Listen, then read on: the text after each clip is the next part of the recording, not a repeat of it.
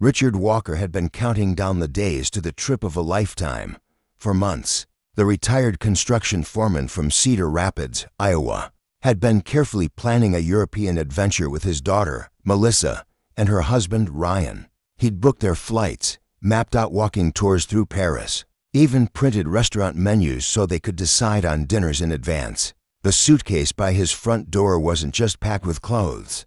It was packed with years of postponed dreams. 6 hours before departure, while folding his favorite travel shirt, Richard's phone buzzed, expecting a quick airport reminder. He smiled until he read the message. It was from Melissa. "Dad, you're not coming. Ryan wants this to be a family trip." The words didn't make sense at first. He was family. In fact, he was the one who'd made the trip possible. But the truth hit hard. Family meant Ryan's parents, Mark and Elaine, who were now taking his place. As Richard sat staring at his half-packed suitcase, the excitement that had carried him for weeks drained away, replaced by a hollow ache. He didn't know yet that this was more than just a canceled trip. It was the first visible crack in something far deeper. Years of being appreciated for his money, but never truly valued for who he was. And before long, that crack was going to split wide open. Richard stayed in his chair for a long time after Melissa's message, the glow of the phone screen fading against the gray light creeping through the curtains. The suitcase still sat by the door, a silent witness to plans now erased. His mind replayed the words over and over. Ryan wants this to be a family trip. Family. He thought about that word the way you think about something you've always known, but suddenly realized you might have misunderstood.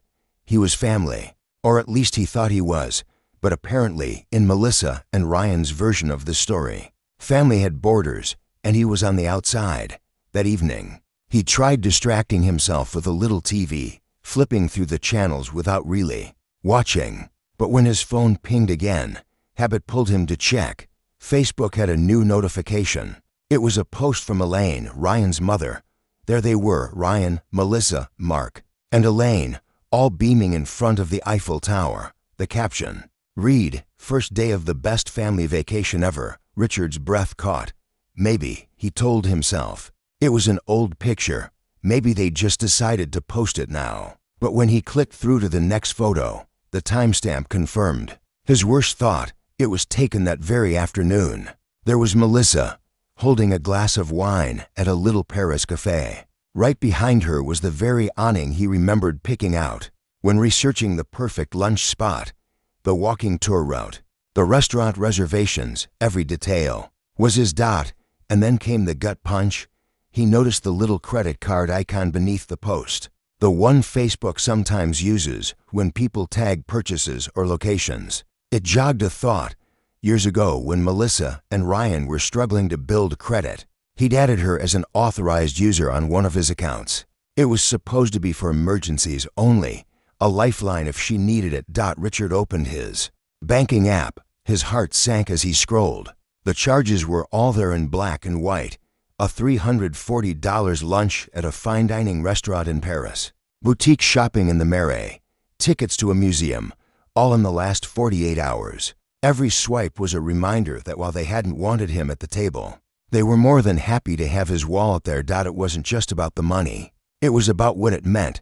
Melissa and Ryan had cut him out of the trip without hesitation, but they hadn't cut off the spending. They'd replaced his presence with Ryan's parents and then used his resources to make the swap more comfortable. Richard sat back, staring at the ceiling. The sense of betrayal wasn't sharp.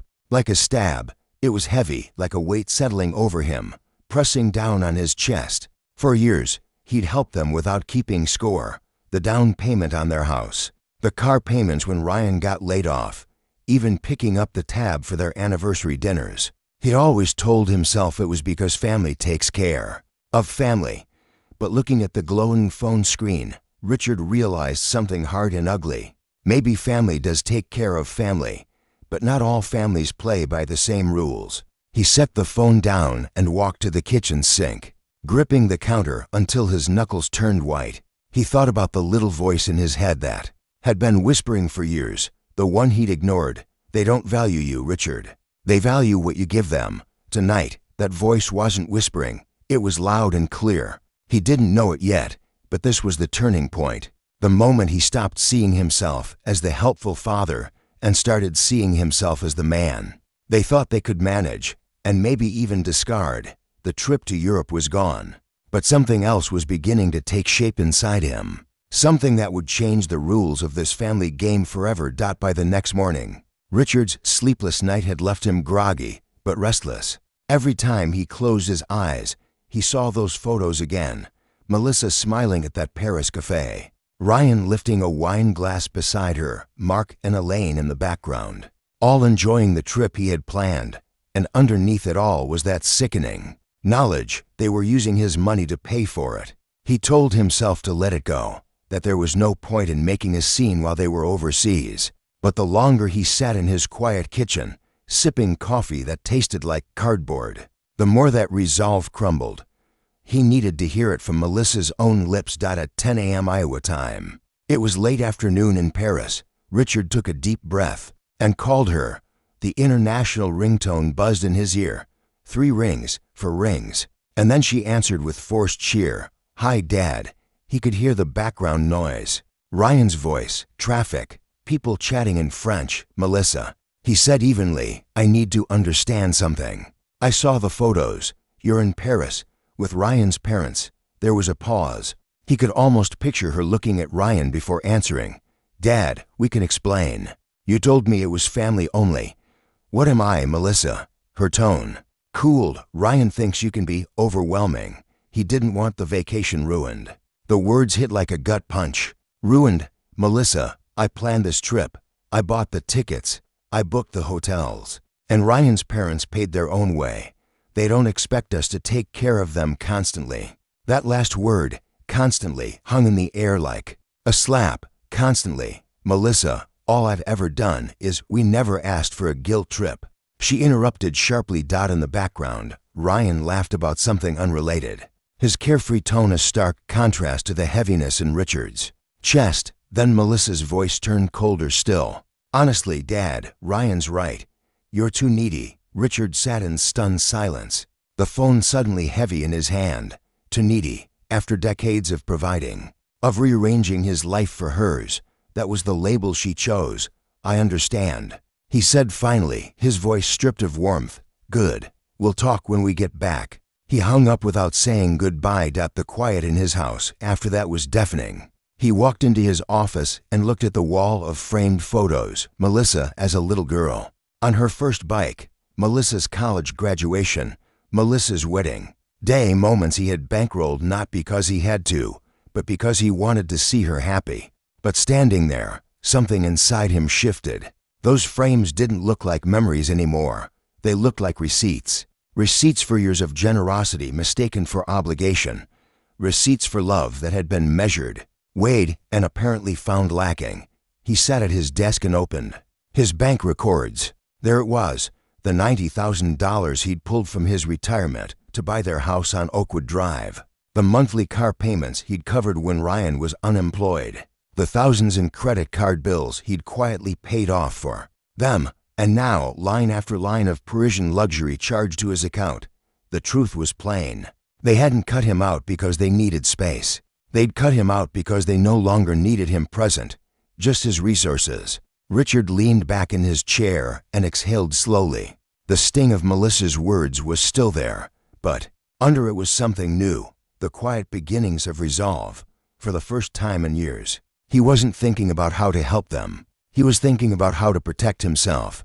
And somewhere in that still Iowa afternoon, with the light filtering through the blinds and the ticking of the old wall clock marking each second, Richard began to plan.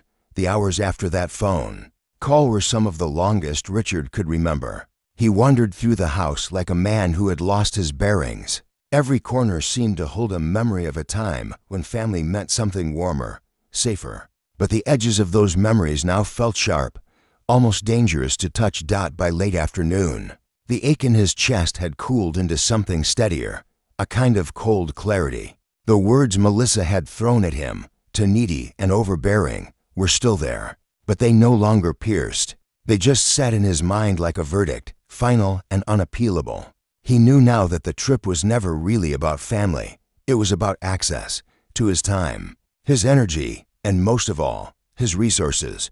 And he realized something else. The pattern had been there for years. He'd just been too loyal, too hopeful, to name it for what it was. Richard walked into his office, opened the bottom drawer of his old oak desk, and pulled out a thick manila folder. Inside were copies of legal documents, his will, the deed to his own home, his insurance policies, and, further down, another set of papers he hadn't looked at in months, the title to the Oakwood Drive house. Melissa and Ryan had called it their home from the day they moved in, but the truth was written right there in black and white. Richard Walker, sole owner. 2 years earlier, the bank wouldn't approve them for a mortgage on their own. He'd agreed to buy the place outright so they could get settled while they worked on their finances. They'd promised to transfer the title later. After just a few months, that transfer never happened. And now, for the first time, Richard saw that delay for exactly what it was. A stroke of luck for him, a loophole they'd never expected him to use. He sat back, rubbing his temples, the quiet ticking of the desk clock filling the room. His first instinct was to act immediately, to call his realtor that very second and set things in motion. But another part of him, the part that had built a career managing complex construction projects, knew that big moves required precision. He opened a fresh legal pad and drew 3 columns. What they know hat they don't know hat I want them to think under what they know. He wrote, he's hurt. He's at home. He's alone. Under what they don't know. He's the legal owner of Oakwood Drive. He's ready to sell. He's willing to act. And under what I want them to think. He's still passive. He'll eventually forgive them. He'll keep paying. The more he wrote, the steadier his hand became. Each note was like laying a brick in a wall, a barrier between him and the kind of manipulation he'd been blind to for too long. Before the sun went down, Richard opened his phone and scrolled to a familiar contact, Mike Jennings Realty. Mike wasn't just any agent. He was someone Richard had known for 30 years, a man who valued discretion. When Mike answered, Richard didn't bother with small talk. Mike, I've got a property to sell, Oakwood Drive. I want it priced to move. There was a pause. That's the place you bought from Melissa and Ryan, right? Is everything okay? Everything's fine. Richard said, his voice calm and even. I just need it sold. Mike didn't push.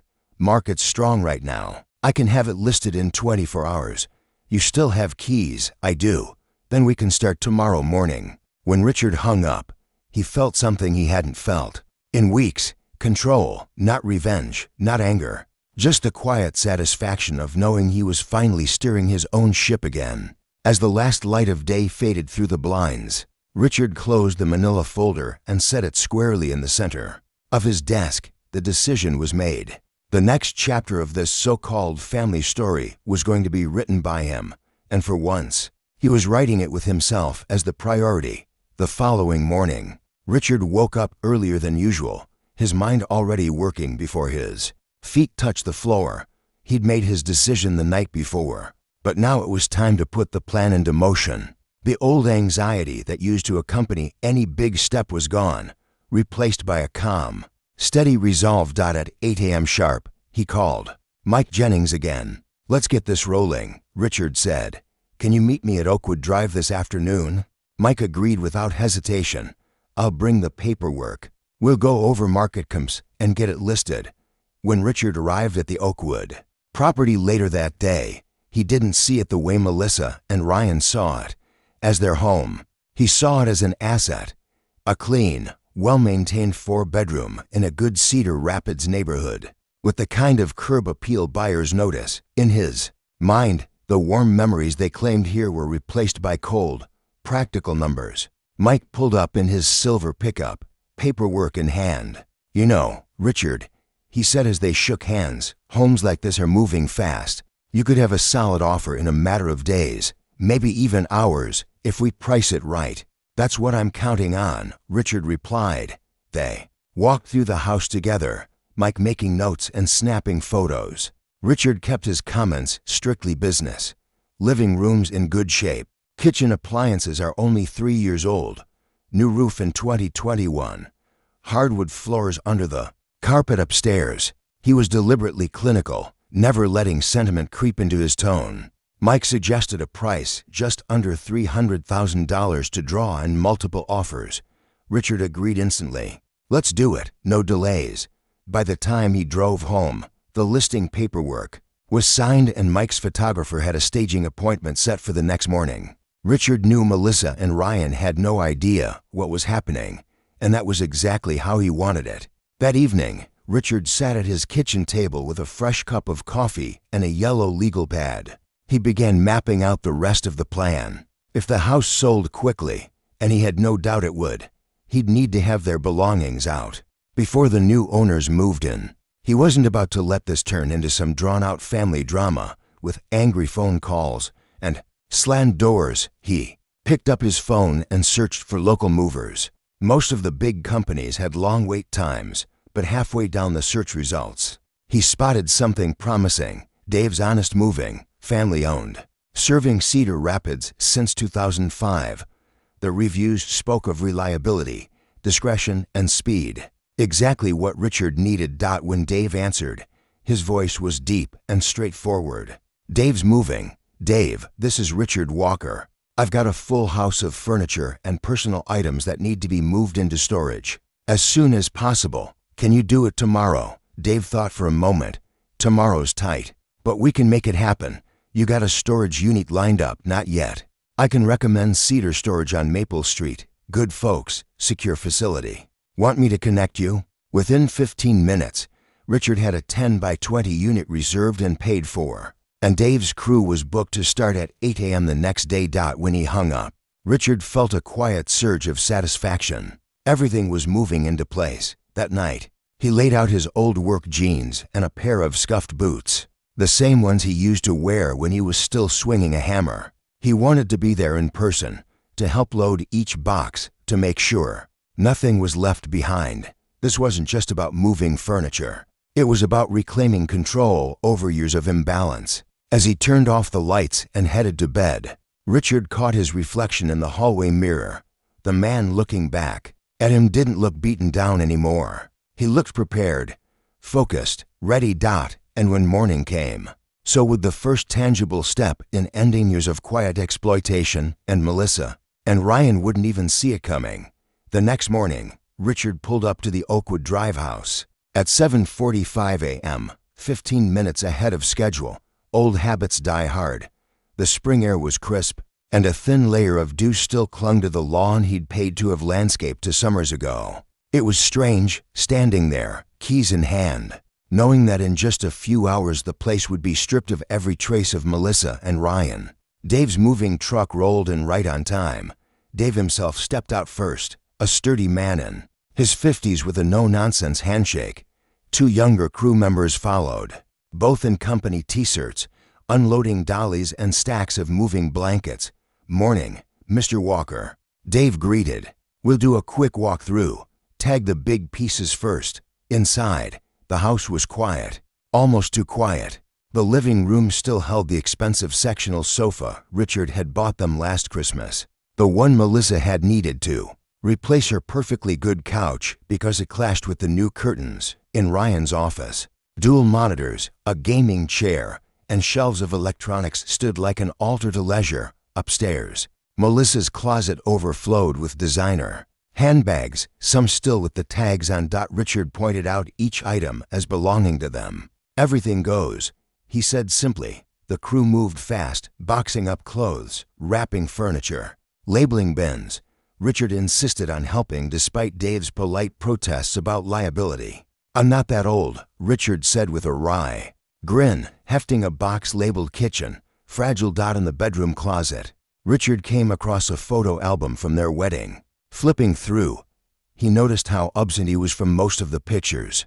Ryan's family was front and center in every shot, while Richard appeared in maybe 3 photos, always at the edge of the frame. He closed the album quietly and slid it into a box without comment. Room by room, they worked their way through. In the guest room, which Melissa once called future nursery, stood an unused crib and rocking chair. For a moment, Richard hesitated, wondering if clearing out the nursery might feel cruel. But then he remembered all the times they had told him they were too broke for even basic expenses. While he could now see the evidence of vacations, gadgets, and luxury purchases spread across the house, the doubt evaporated. By mid-morning, the kitchen counters were bare, the closets empty, the floors dotted only with stray dust bunnies. Every load carried down the front steps felt like another weight lifting off Richard's shoulders. When they were done, Richard locked the front door for what he knew would be the last time as its owner. He followed the moving truck to Cedar Storage on Maple Street, where Jana, the friendly facility manager, met them at Unit 4 to be one by one. The movers filled the unit with neatly stacked furniture, boxes, and bags. Richard paid Dave in cash, adding a generous tip. "You've been more help than you know," Richard said. Dave shook his hand. "Sometimes cleaning out a house is the first step to cleaning out more than just space."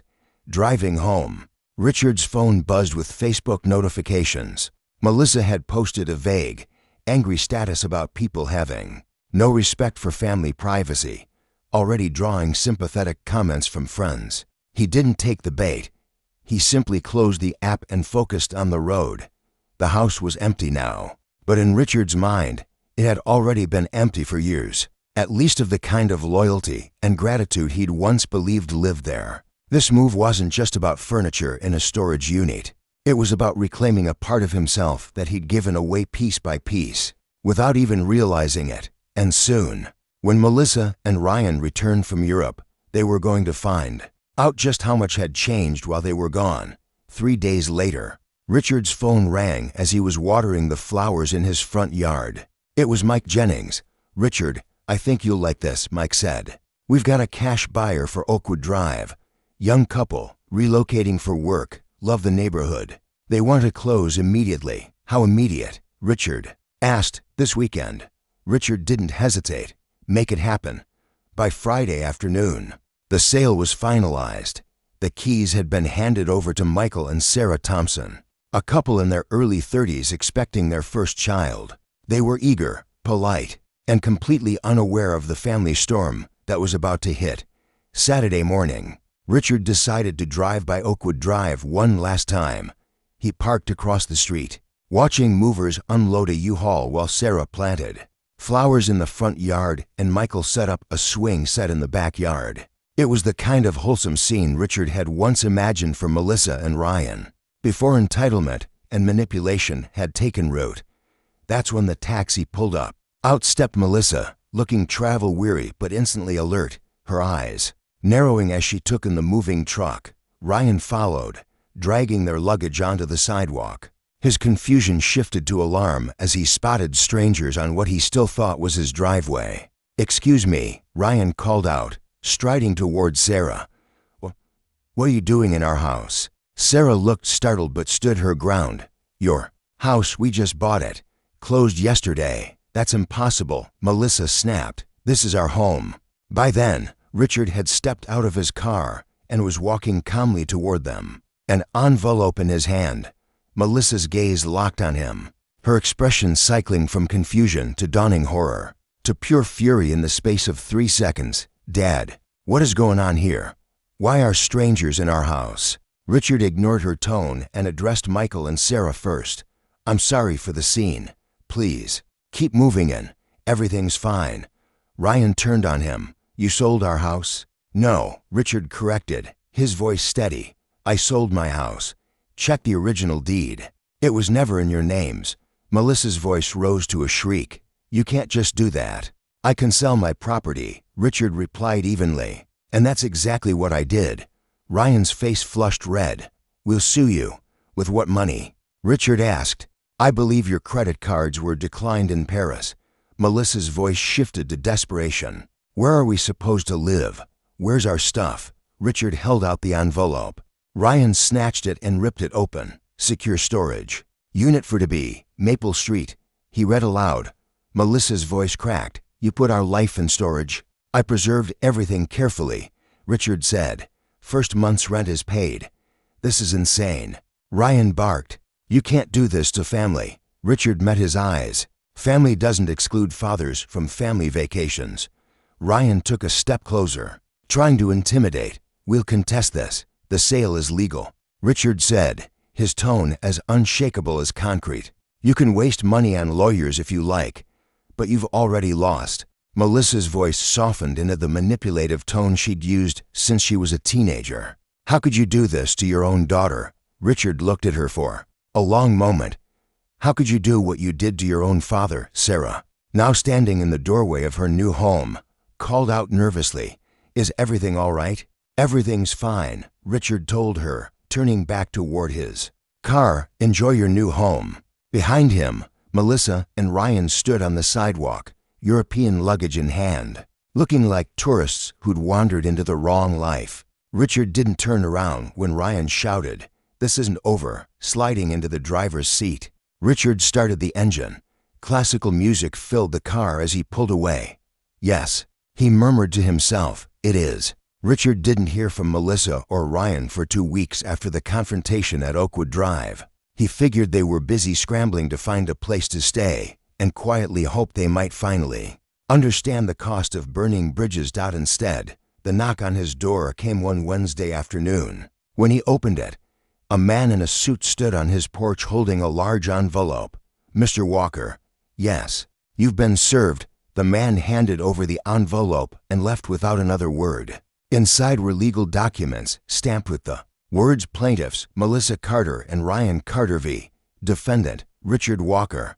The claim: wrongful sale of property, theft of personal belongings, and emotional damages. Richard read through the paperwork twice, not because he didn't understand it, but because it still amazed him how far they were willing to go.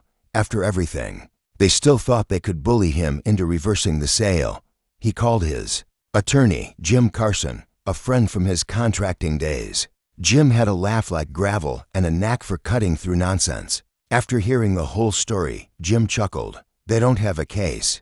Richard, the title was in your name. You had every right to sell. This is a waste of time and money. There's not yours." 3 weeks later, the case went before a judge at the Lynn County Courthouse. Melissa and Ryan sat on one side, looking polished and rehearsed, their attorney shuffling papers for effect. Richard sat beside Jim, calm and unshaken.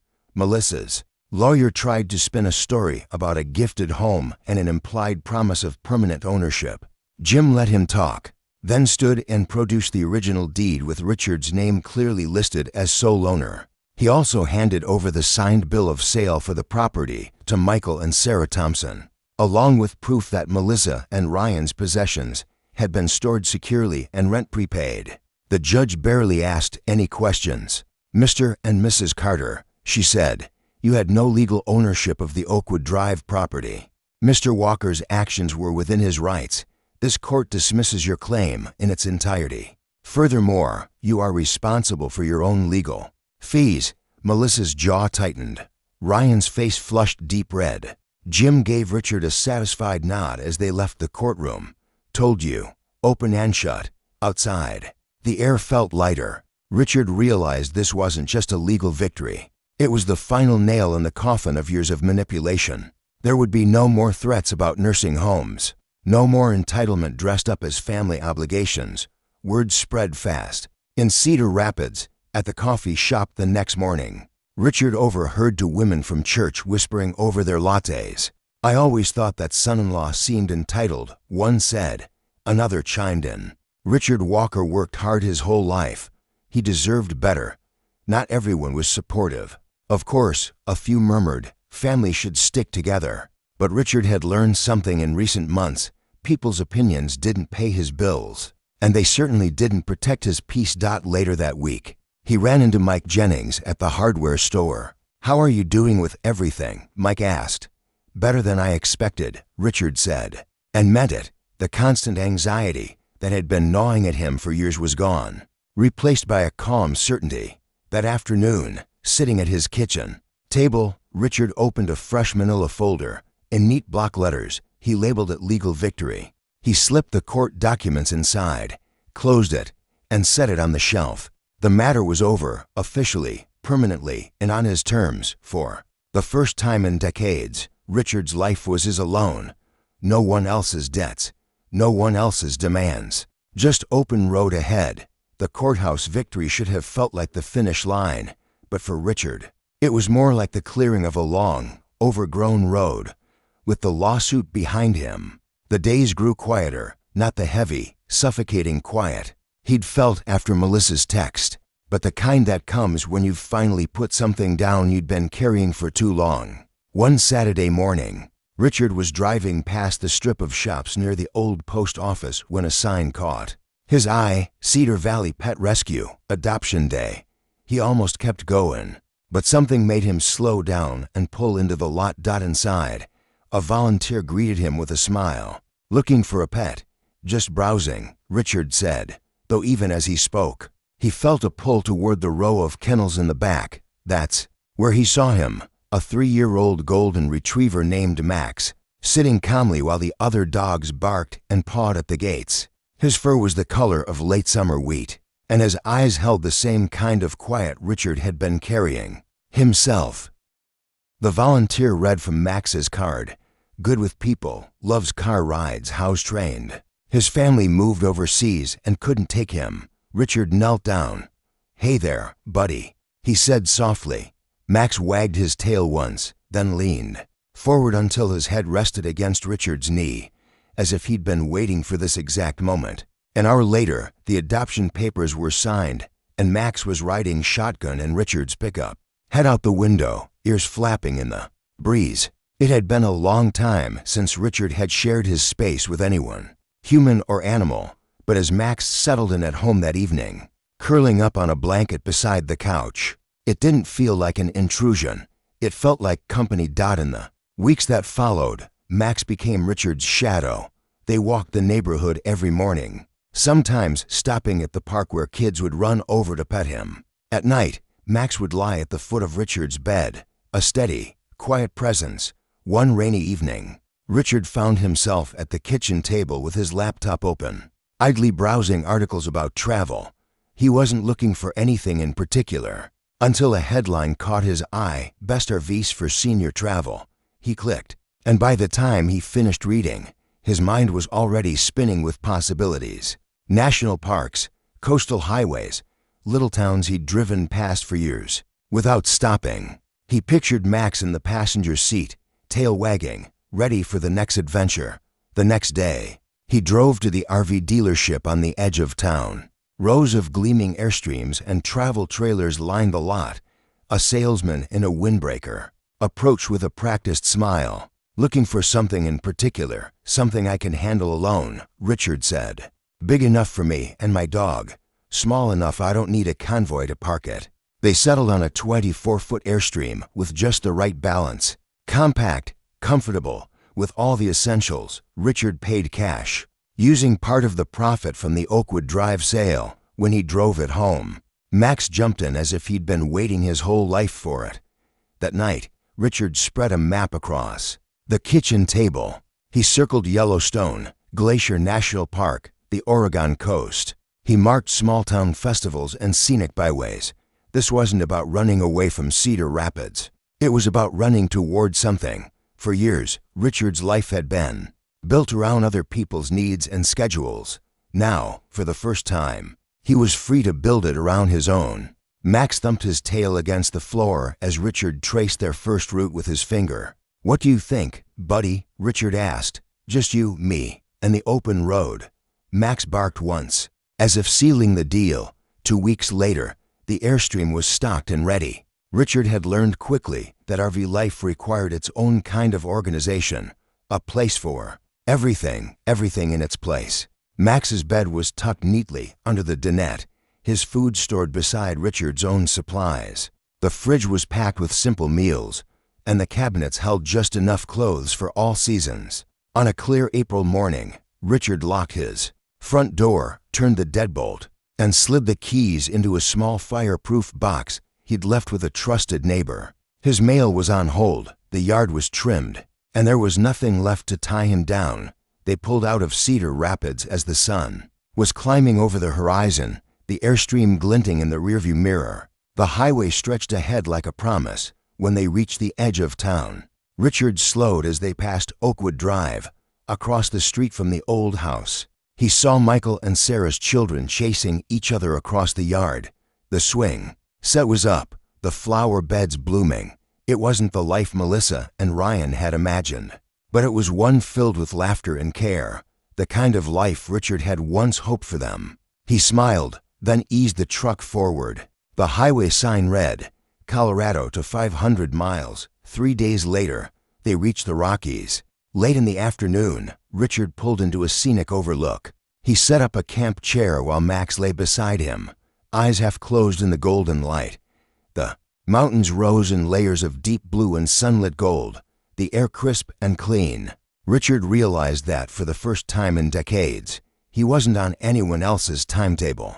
There were no calls demanding money, no obligations tying him to places he didn't want to be. Just him, his dog, and a road that could take them anywhere. He took a deep breath, letting the quiet settle into his bones. This was what freedom felt like. Richard's story isn't just about standing up to people who take advantage of you. It's about remembering that your worth isn't measured by what you give, but by who you are. Family can be a blessing, but it should never come at the cost of your dignity or peace of mind. Sometimes, the bravest thing you can do is step away from those who don't value you and start living for yourself. No matter your age, it's never too late to take the driver's seat in your own life, even if that means hitching up an Airstream and heading toward a horizon you've never seen before. If Richard's journey touched your heart, I'd love to hear your thoughts. Have you ever had to take a stand for yourself, even against family? Share your story in the comments.